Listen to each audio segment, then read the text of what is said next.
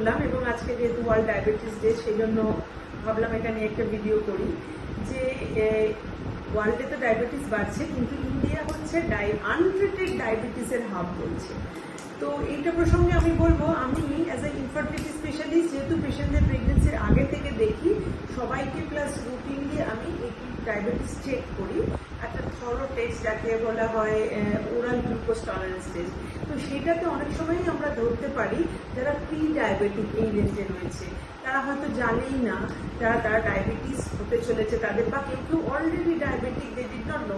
The question is, তোমরা কিন্তু এটা ডিনাই করলে। যখন আমি বলি যে এই ডায়াবেটিস আছে পজিটিভ, তোমাকে ডায়েটের রেস্ট্রিকশন, তোমাকে কিছু ওষুধ নিতে হবে, অনেকে দেখি ডিনায়াল মোডে যায়, ম্যাডাম আরেকবার অন্য একটা ল্যাব থেকে চেকটা করে দেখবো যে ওটা কি সত্যি, বা আমাকে কি ওষুধ নিতে হবে, আমি নিচ্ছি না কেন না, নিলে আমার সারা জীবন ওষুধ নিতে হবে। অদ্ভুত কিছু ধারণা আছে। অনেকে আবার বলে কি, ওষুধ তো খাচ্ছি, তাহলে আবার ডায়েটের রেস্ট্রিকশনস কেন লাগবে?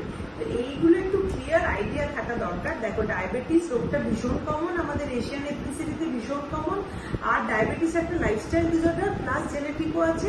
তো লাইফস্টাইল যদি তুমি চেঞ্জ না করো, খাদ্যাভ্যাস চেঞ্জ না করো, তাহলে ডায়াবেটিস কন্ট্রোল না হলে তার একটা লং স্ট্যান্ডিং এফেক্ট পুরো অর্গানে সব কিছুর পরে, এবং সেটা পার্মানেন্ট ড্যামেজ। যেমন আই এবং কিডনি, নার্ভ, এগুলো পার্মানেন্ট ড্যামেজ হয়। তাই জন্য এটা প্রিভেনশন করতে হবে যাতে কিনা ওই ড্যামেজ না হয়। হলে কিন্তু ওটা মানে কমপ্লিটলি ড্যামেজ, আর কিছু করার থাকে না।